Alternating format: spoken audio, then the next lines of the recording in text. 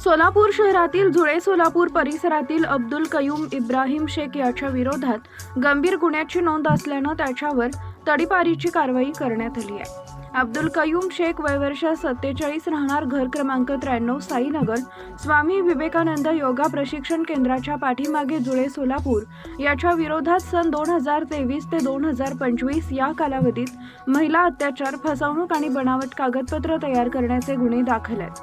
सामान्य नागरिकांना व्यवसायात गुंतवणूक केल्यास चांगला परतावा मिळेल असं आमिष दाखवून पैसे उकळणे, फ्लॅट देण्याचं सांगून बनावट पावत्या तयार करणे, नागरिकांची आर्थिक फसवणूक करणे असे गंभीर आरोप त्याच्यावर आहेत। या पार्श्वभूमीवर बिजापूर नाका पोलीस ठाण्याकडून महाराष्ट्र पोलीस अधिनियम 1951च्या कलम 56(1) अ व ब अंतर्गत तडीपार प्रस्ताव पोलीस उपायुक्त परिमंडळ सोलापूर शहर यांच्याकडे सादर करण्यात आला होता। त्यानुसार पोलीस उपायुक्त प्रीतम यावलकर यांनी आदेश जारी करत अब्दुल कयूम इब्राहिम शेख याला सोलापूर शहर व संपूर्ण सोलापूर जिल्ह्यातून 2 वर्षासाठी तडीपार केलाय।